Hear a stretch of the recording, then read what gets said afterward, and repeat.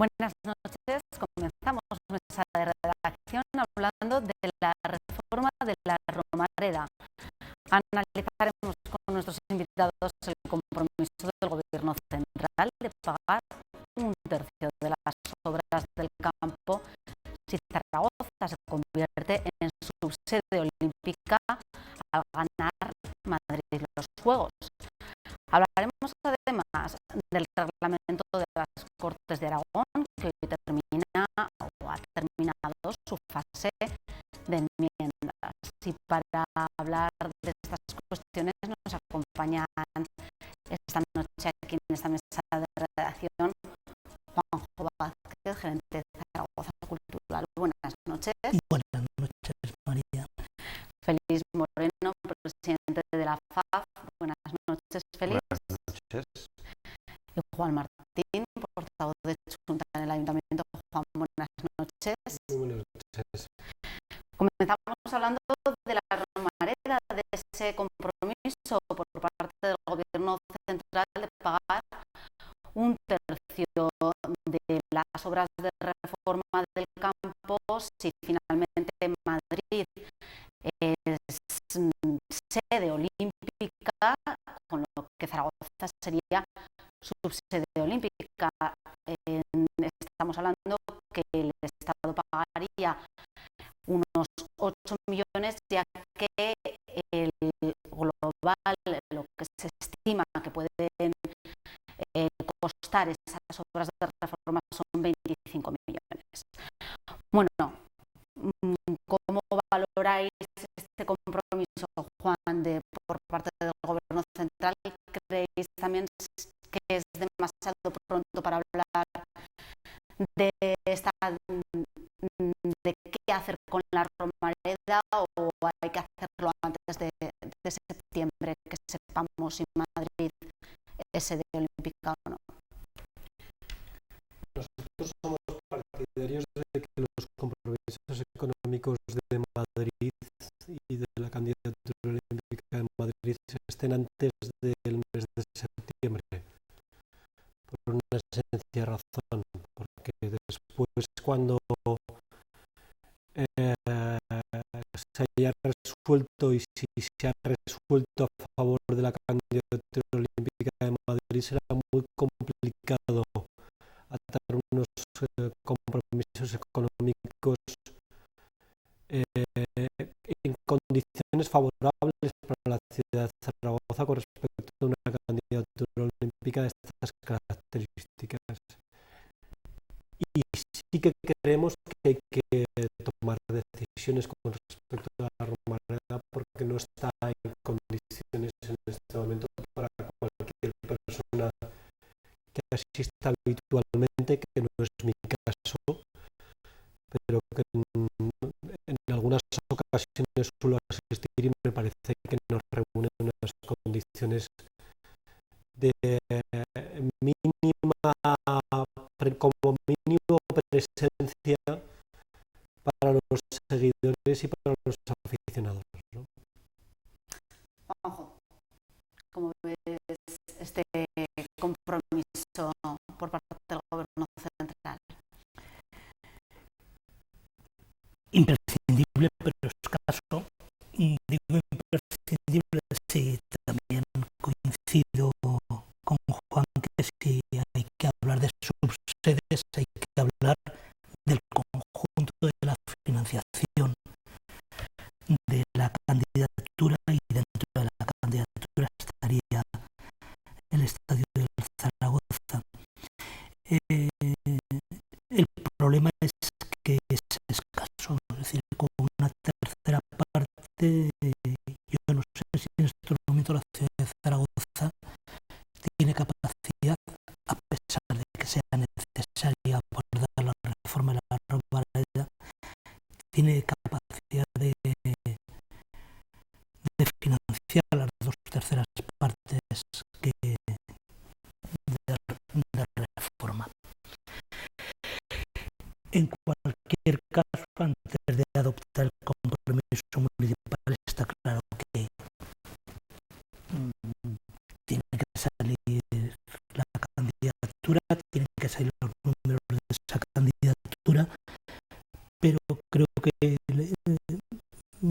momento habría que adoptar decisiones más inmediatas en economía productiva, y la economía del fútbol en este momento no es productiva. Yo creo que en los próximos periodos, en un periodo de 5 o 10 años, vamos a ver cambios fundamentales, espero, lo deseo, en la financiación del fútbol.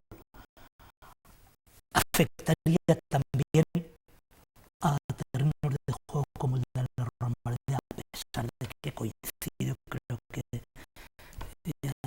coincidiríamos la mayor parte de los ciudadanos, el estado actual en que se encuentra la Romareda es poco adecuado, no solamente para una ciudad del tamaño de Zaragoza, sino para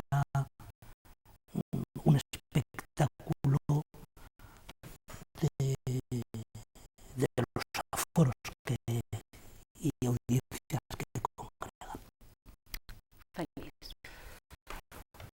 Pues hombre, coincidiendo con mis contertulios, la verdad es que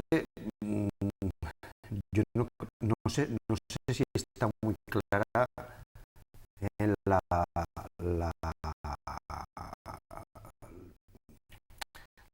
procedencia en estos momentos de plantearse ser subsede olímpica, si es un tema que ha sido, en fin, aquí tenemos un concejal por Junta Aragonesista, si se ha reflexionado, analizado y consensuado suficientemente, porque al principio de legislatura pues sí que hubo un compromiso, por lo menos entre los tres partidos que de alguna manera sostienen el gobierno municipal, de no aventurarse en eventos ocurrentes que no está muy clara la rentabilidad que aportan a la ciudadanía. Además, claro, 25 millones en base a qué presupuesto y a qué objetivos y de qué tipo de remodelación estamos hablando, porque estamos acostumbrados a que lo que empieza siendo 25 acaba 40, porque además hay una fecha de inauguración y entonces todo se precipita, se acelera, se encarece,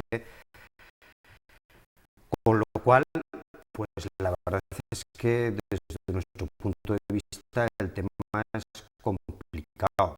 Y además, claro, en estos momentos plantearse una inversión de ese tipo, participada por quien sea, y si es en una tercera parte solamente, peor todavía, una inversión de ese tipo para un equipamiento que se utiliza exclusivamente por un equipo de fútbol y una vez cada 15 días y con escasas posibilidades de una utilización para otro tipo de actuaciones,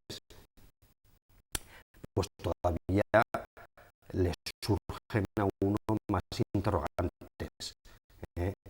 Los grandes estadios de todo tipo que se están construyendo ahora normalmente suelen tener un uso multifuncional. Entonces, yo creo que la remodelación del la Romareda, si es que al final se hace y cuando se haga, habrá que planteársela también en esos términos.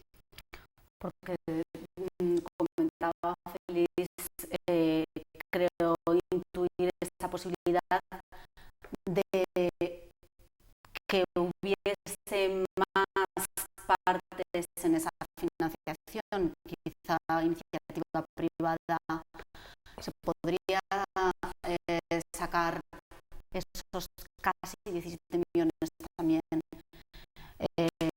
con una financiación mixta. Hombre, yo creo que todo esto se lo debería haber planteado el gobierno de la ciudad de Zaragoza, el gobierno del alcalde de la ciudad, cuando suscribió el acuerdo para ser subsede, que no pasó por el Pleno ni por ninguna comisión, sino por Junta de Gobierno. Esto es una decisión del alcalde de la ciudad de Zaragoza y de su Junta de Gobierno. Es decir, uno cuando toma una decisión de este calado, como mínimo, ahí estoy de acuerdo con Félix, tiene que tener muy claro cuál es el escenario al que se enfrenta. Es decir, dos posibilidades. A, que Madrid no sea sede olímpica, en cuyo caso pues será papel mojado y evidentemente tu apoyo constará en lo testimonial.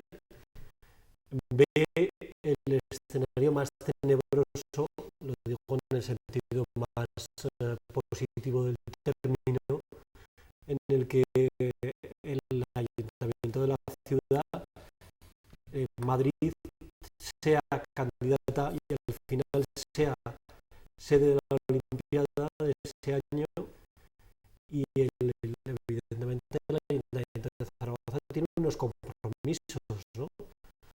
Unos compromisos que constan por escrito, en los que en esos compromisos por escrito se dice con absoluta literalidad que se pondrá la instalación deportiva, en este caso la Romareda, en condiciones para servir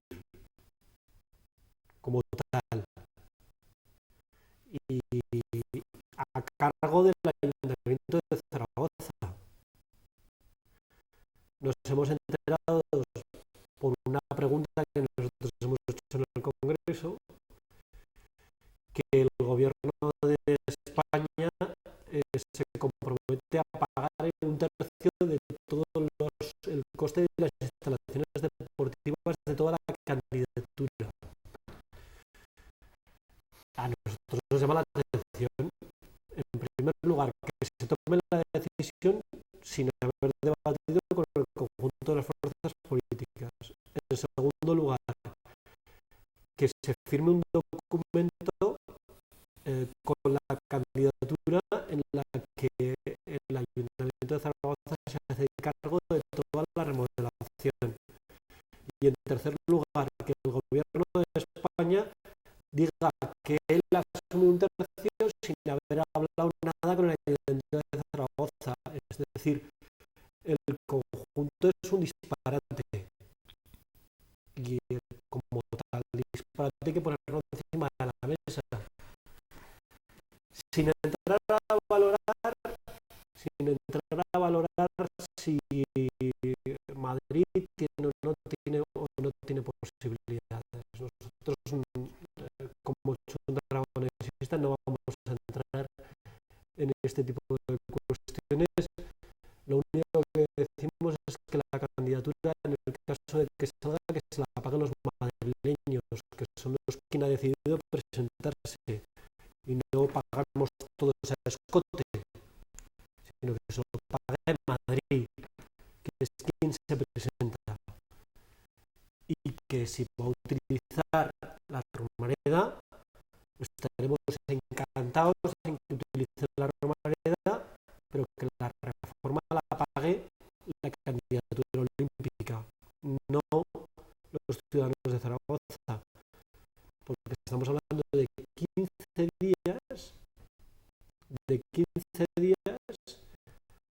subsede y que evidentemente yo creo que los ciudadanos de Zaragoza no tienen por qué sufragar estos gastos, sino los que evidentemente se han presentado a esta candidatura.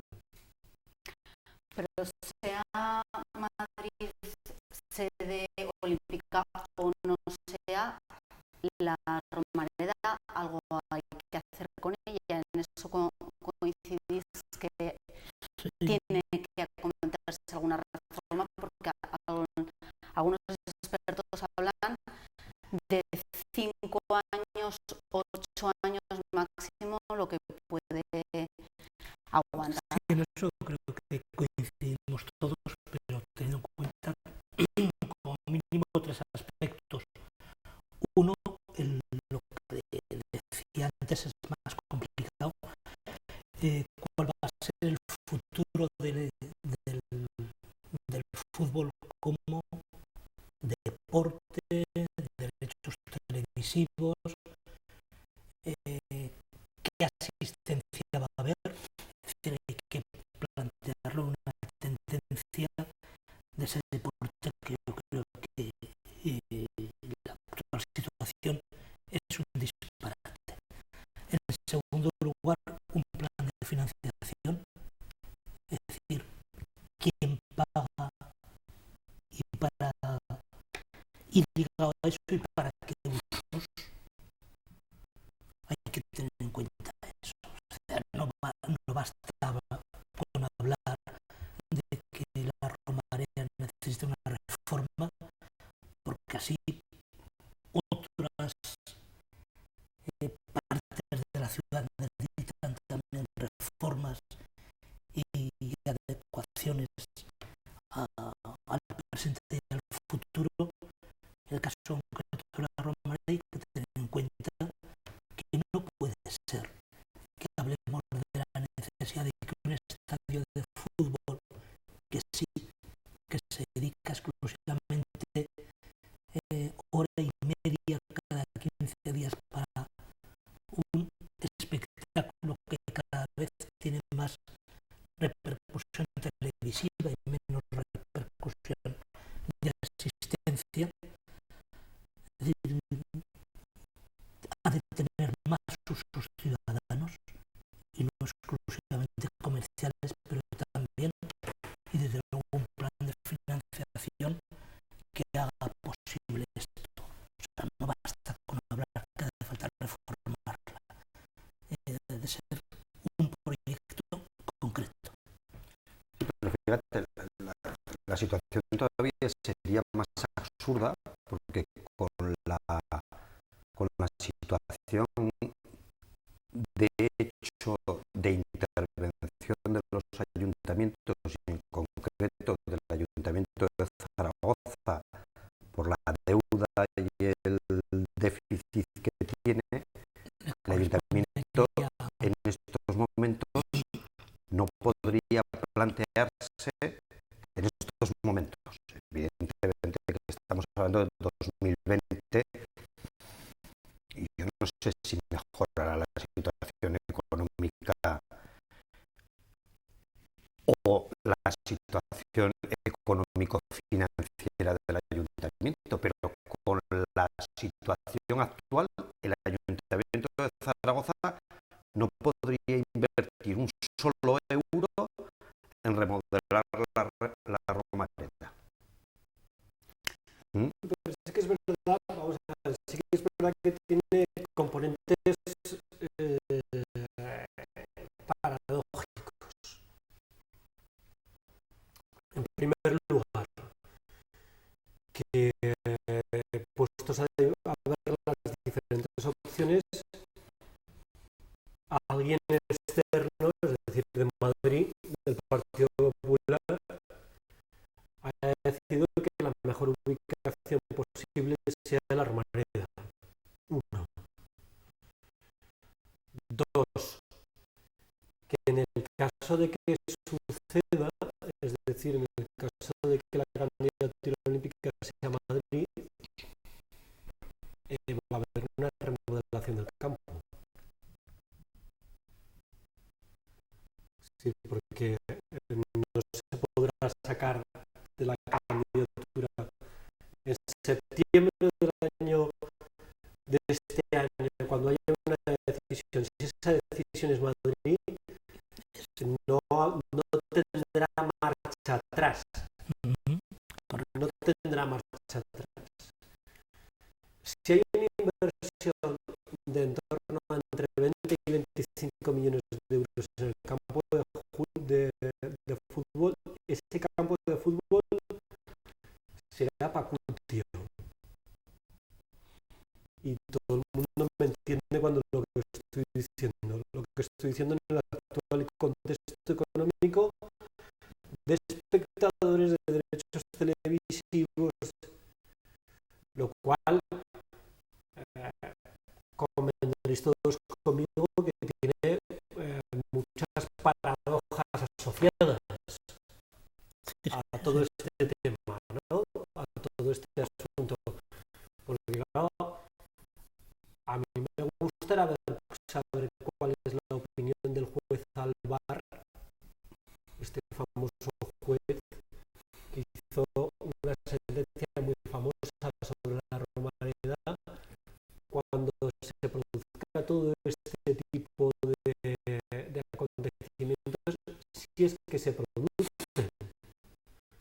Porque claro, se van a dar las condiciones de hecho que justo criticaban una sentencia con unos contenidos absolutamente extrajurídicos y con unos comentarios absolutamente extrajurídicos. Por lo tanto, yo creo que vamos a esperar a septiembre porque se puede dar una situación bien interesante desde el punto de vista político, ¿no? Bueno, esperaremos a septiembre, igual antes sabemos ya alguna cosa. Vamos a cambiar de tema. Hablamos ahora del reglamento de las Cortes de Aragón. Hoy ha terminado el plazo de presentación de las enmiendas y finalmente no habrá ninguna que vaya dirigida a clarificar los sueldos y las dietas de los diputados de las Cortes. Bueno, ¿cómo veis, cómo estáis viendo esta tramitación del reglamento, Félix? Hombre, pues para empezar yo agradecería al Heraldo de Aragón que hoy haya sacado esta información. No me cabe ninguna duda pues que habrá habido otras, pero desde luego han tenido en la ciudadanía en general han tenido un escaso eco.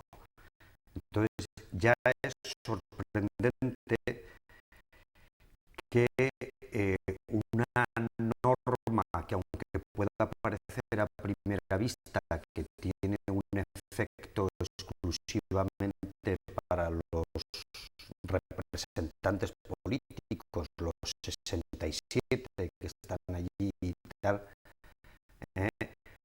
pues pero que no es así, porque evidentemente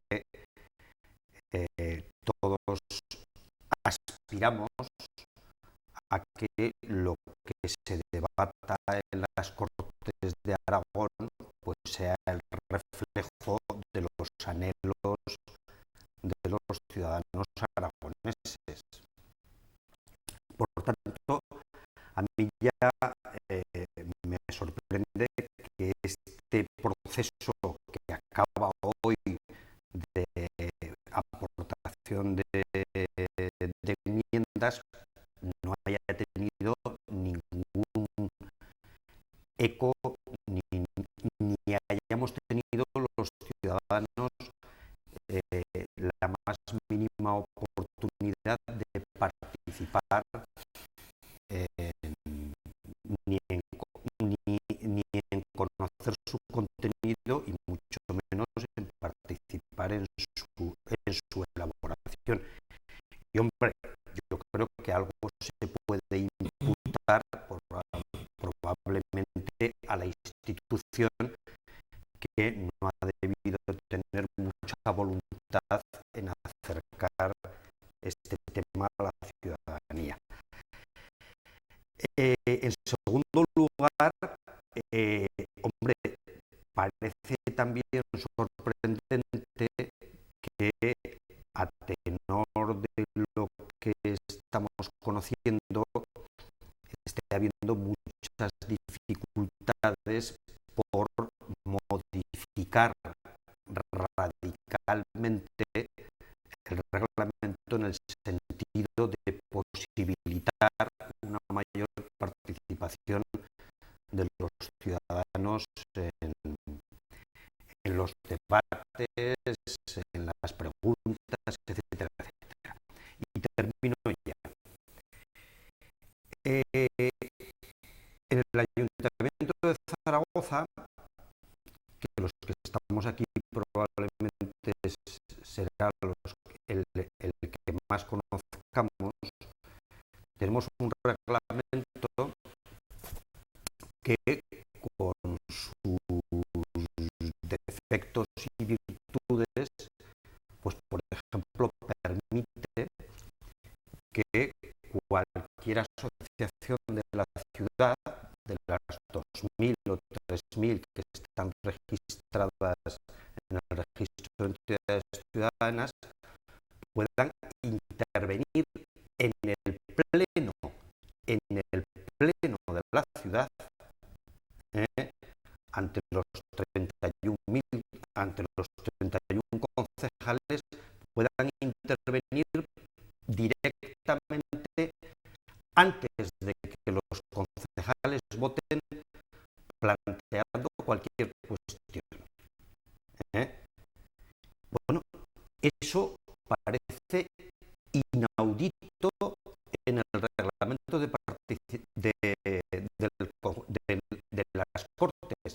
Se están planteando que puedas hacer la pregunta a través de una página web, para que haya algún diputado que pueda asumir esa pregunta y trasladarla.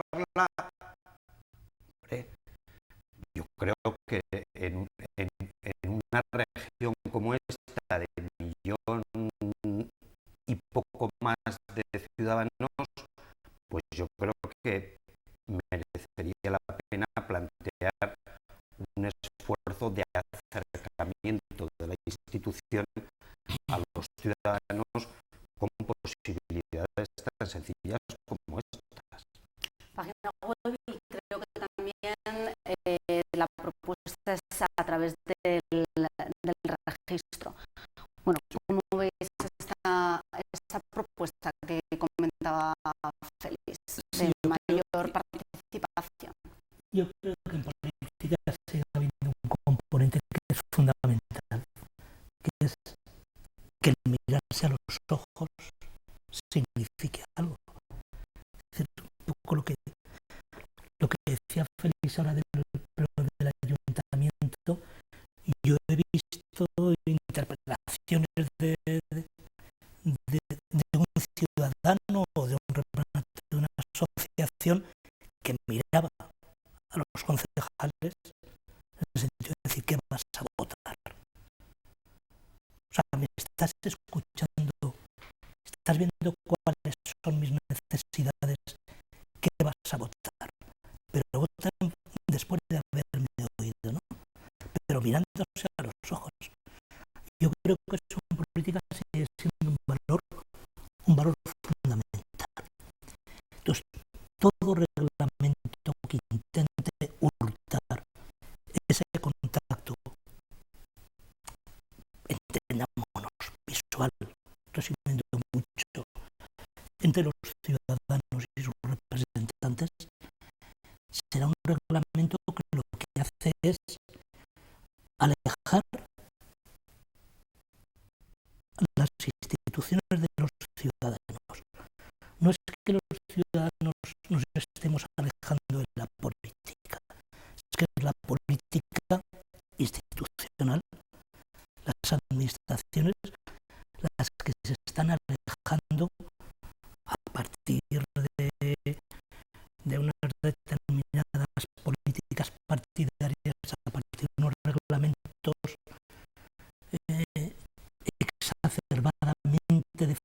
asesores de los partidos políticos, etcétera, se están alejando de los ciudadanos. Por lo tanto, un reglamento debe contener esa capacidad de intervenir, que es algo más que participar. Participar es un término sencillamente intervenir directamente. Intervenir, pero hasta físicamente. Intervenir con ese contacto visual que permita que los ciudadanos estén en su casa. Es que el presidente de las Cortes y todos los presidentes lo han dicho en todas las recepciones, está la casa de los ciudadanos, no es la casa de los ciudadanos, es la casa, incluso diría yo, de la mesa de las Cortes, ni siquiera de los grupos parlamentarios, no, es de la mesa de las Cortes. Por eso hay que abrir mucho los reglamentos. Tendrían que poder las asociaciones, como comentaba Félix, poder ir al pleno de las Cortes y poder también plantear sus cuestiones al igual que pasa en el pleno del Ayuntamiento. Juan. Yo creo que no es un problema de asociaciones, yo creo que es un problema de ciudadanos. Es decir, que las asociaciones es magnífico, pero yo creo que es un problema de ciudadanía, de ciudadanos. Y de poder tener un cauce de expresión muy claro. Y yo creo que el reglamento forma parte de la vieja política, no de la nueva política. La vieja política, esa que está pensando más en la institución y en los cauces procedimentales que en ser no, como decía Juanjo, no vehículo de participación, sino vehículo de decisión de los ciudadanos. Pero no solamente tiene un debe en cuanto a la capacidad de intervención de los ciudadanos, es que tiene un debe en cuanto a la capacidad de transparencia de la institución y la inmediatez a la hora de responder el gobierno a los requerimientos de información y de posición de los grupos políticos y de la propia ciudadanía. Ese reglamento nace con una auténtica quiebra y con una visión muy del siglo XX y no del siglo XXI. Hablemos también de otras enmiendas que se han presentado, pero que finalmente pues no van a recibir apoyos. La presentada por el PSOE para clarificar los salarios de los políticos, finalmente parece que Partido Popular y PAR no apoyarán esa enmienda. Juanjo, ¿cómo veis esta situación? Sí, los salarios de los políticos es un elemento que se está utilizando demasiado el término transparencia, que poco a poco se está desgastando. Es que no hay ningún problema en que se conozca, es que debe conocerse, es que forma parte, claro, pero en la línea que decía Juan, es una ocasión perdida. Se está insistiendo mucho en que el salario es un elemento fundamental de relación entre la política y los ciudadanos. Creo que está exagerando eso mucho, pero es una ocasión perdida más. Es que los reglamentos y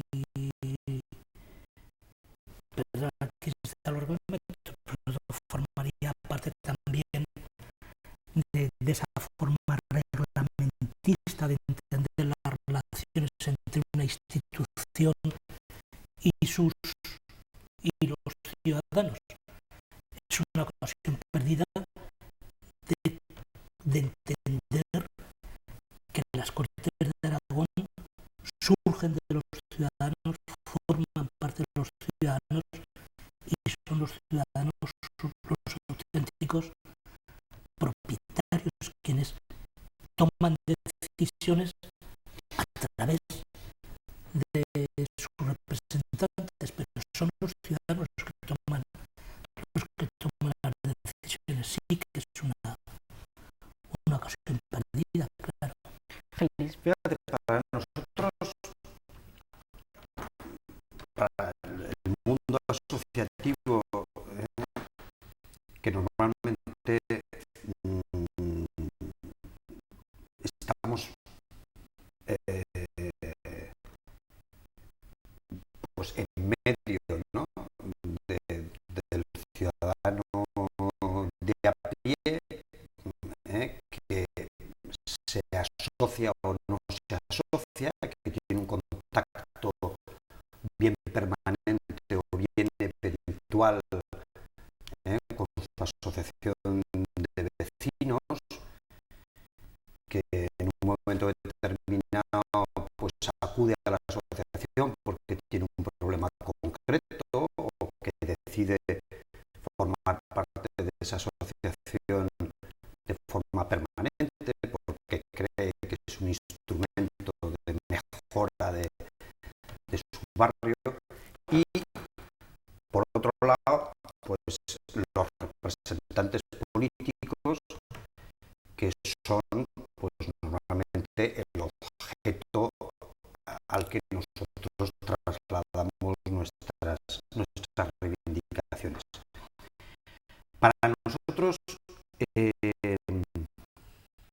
yo creo que es una garantía de pluralidad y de igualdad en el acceso a la función política el que los representantes que se dediquen exclusivamente a la política cobren un sueldo suficiente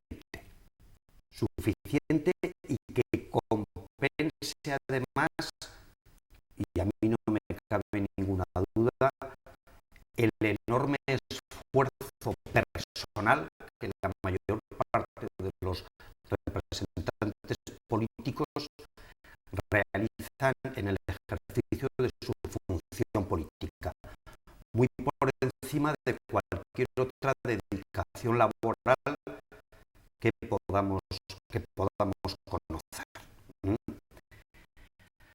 Ahora bien, eso es una cosa, y otra cosa es que yo creo que todos los ciudadanos debemos conocer con absoluta garantía qué es lo que cobra cada representante político. ¿Qué es lo que cobra? ¿Qué es lo que cobra? Y además, si tú te dedicas exclusivamente a la política, pues tendrás que tener un sueldo y nada más. Es decir, que no haya otras fuentes de ingreso que al final tergiversen los ingresos totales que tú percibes. Que si dietas, que si kilometraje, que si gastos de representación, oiga, no, pues un sueldo. Y eso es lo que nosotros creemos que debe garantizarse tanto en las Cortes como en cualquier ayuntamiento. Juan, para concluir sobre esta cuestión. Yo, si me permitís un poco la imagen, la zapatería es un castillo y hay un foso alrededor y hay un puente por el que se pasa. Este reglamento no contribuye a hacer más pequeños fosos,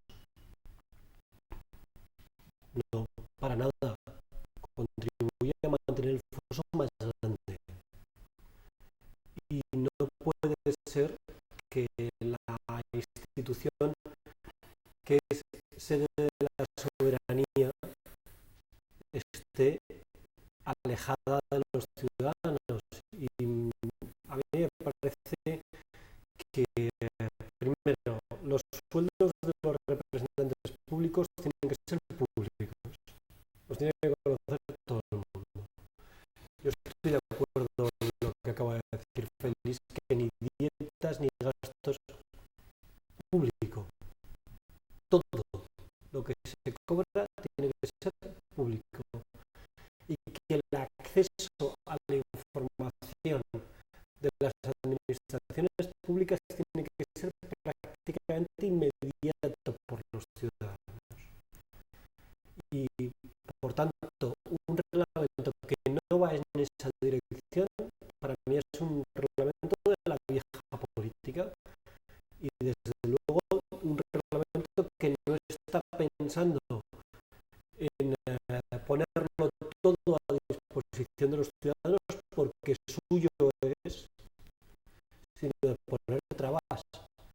Y a mí me parece la peor de las decisiones.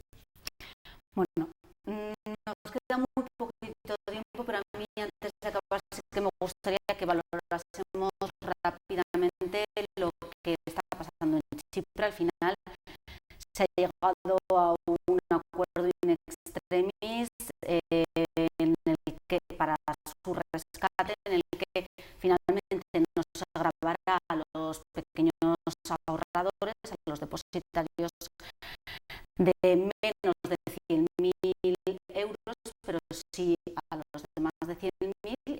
Además, se reestructurará el sistema financiero y se cierra el segundo banco del país. Bueno, Juanjo, rápidamente, ¿qué valoración haces de este rescate?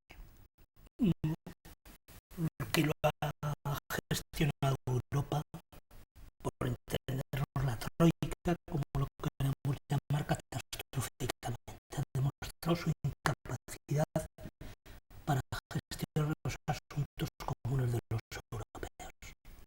Félix, una idea. Pues yo creo que es un nuevo fracaso de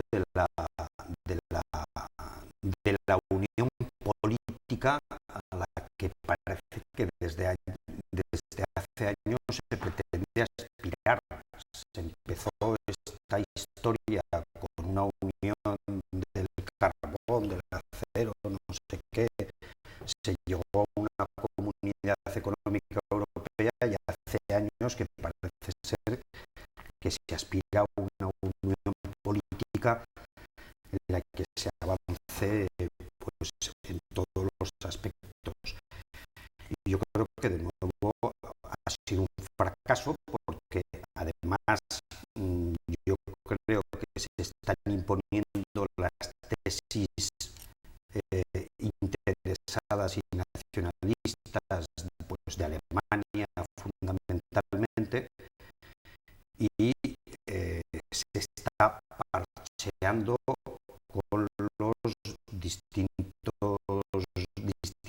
grietas del buque que se van abriendo, pues Italia, España, Grecia, no sé qué, y ahora Chipre.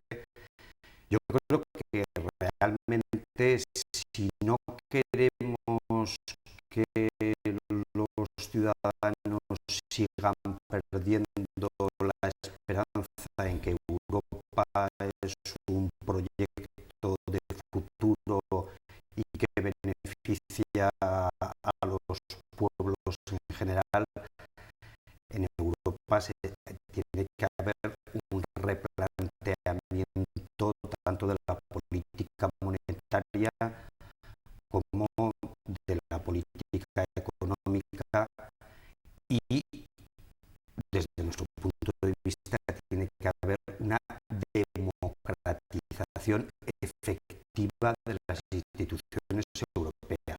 No puede ser que el Parlamento Europeo, que es la única institución que los ciudadanos elegimos, esté ausente en la estrategia política implica en las decisiones políticas que se toman en general desde que empezó esta situación. Juan. Pues yo voy a ser muy breve. Yo que soy un